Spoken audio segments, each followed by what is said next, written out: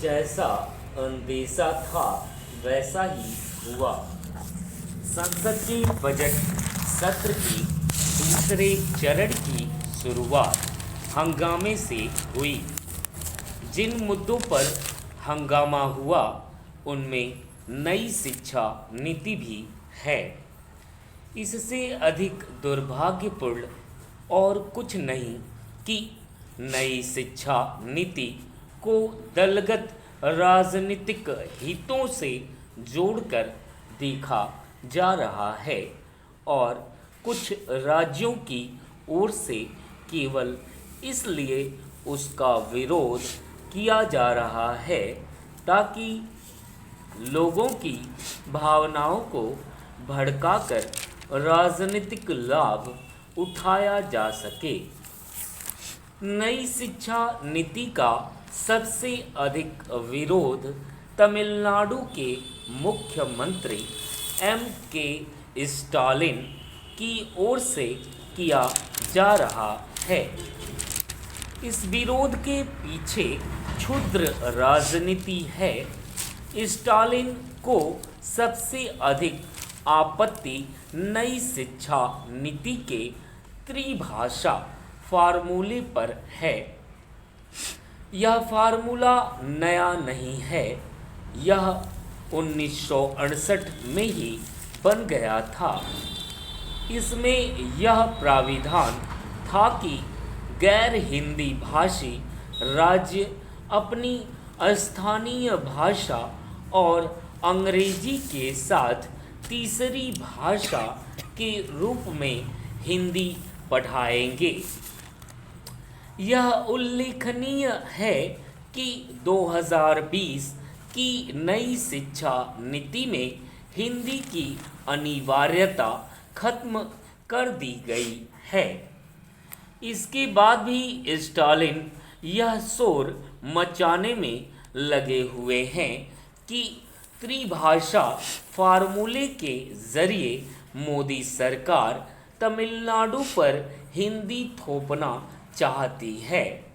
यह निरा झूठ है और इसका उद्देश्य लोगों को बरगलाना है। तमिलनाडु में अगले वर्ष विधानसभा चुनाव होने हैं। स्टालिन इन चुनावों में अपने पक्ष में माहौल बनाने के लिए ही नई शिक्षा नीति का विरोध करने में लगे हुए हैं। समस्या यह है कि इसके लिए वह झूठ बोलने से भी नहीं चूक रहे हैं। संकीर्ण राजनीतिक स्वार्थों के फेर में उन्होंने इतना उग्र रूप धारण कर लिया है कि हिंदी के साथ संस्कृत पर भी आपत्ति जता रहे हैं। हिंदी विरोध के अलावा उन्होंने परिसीमन को लेकर भी यह माहौल बनाना शुरू कर दिया है कि इससे दक्षिण के राज्यों को राजनीतिक क्षति उठानी पड़ेगी। हालांकि प्रधानमंत्री और गृह मंत्री यह स्पष्ट कर चुके हैं कि परिसीमन से किसी राज्य को कोई नुकसान नहीं होने दिया जाएगा, लेकिन स्टालिन ऐसा ही होने का हवा खड़ा करने में लगे हुए हैं। यह सही है कि लोकसभा सीटों का परिसीमन प्रस्तावित है, लेकिन वह तो तब होगा जब जनगणना होगी। जब न जनगणना हुई है और न ही यह तय हुआ है कि वह किस आधार पर होगा, तब फिर स्टालिन उसे लेकर लोगों को आशंकित करने में क्यों जुटे हुए हैं। इससे बुरी बात और कोई नहीं कि डीएमके नेता शिक्षा नीति को अपनी सस्ती राजनीति का विषय बनाएं और वह भी झूठ का सहारा लेकर।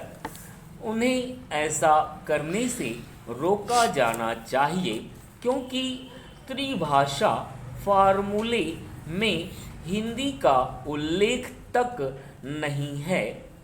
यदि स्टालिन को यकीन न हो तो वह नई शिक्षा नीति तैयार करने वाली समिति के प्रमुख के कस्तूरी रंगन से संपर्क करें जो खुद तमिलियन हैं।